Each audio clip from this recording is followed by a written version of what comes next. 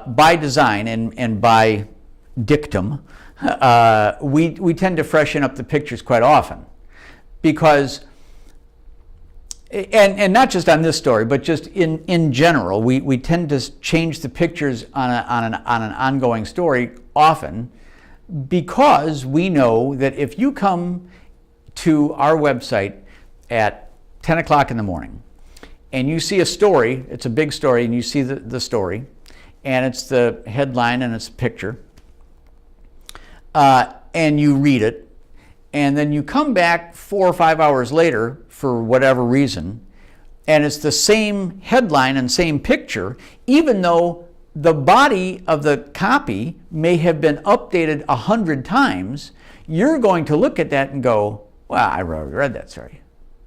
So what we do is when we often change the picture, because that's the first visual cue that something's changed.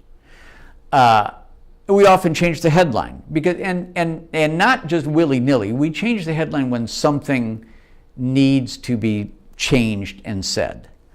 And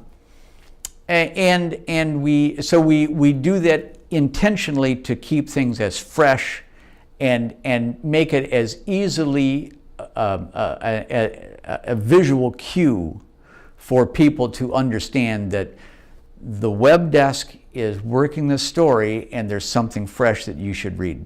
Whenever we have a big breaking news situation, regardless of what it is, there's a gigantic spike in traffic. You can see it. It just kind of goes like this and just takes off.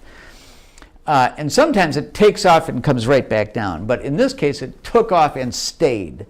It was a gigantic traffic spike. It was probably our biggest day of 2015 in terms of traffic. And it was insatiable for a while. People couldn't get enough of it. So how does the media make a difference? That's the question. And I am one of the journalists who believes that the notion of objectivity is a fallacy. And journalists don't have to check their beliefs at the door. What they have to do is just report the facts, and that's okay. But in reporting the facts, then report the facts, and don't let nincompoops and irrational people just spout meaningless nonsense without holding their feet to the fire. So I don't think that the media in general has done any kind of a good job of reporting mass shootings, in part because they are so concerned with saying, well, there's this side, and then there's this side. No, I'm sorry. There aren't two sides. There's one side. There's one set of facts. The other side is just bullshit.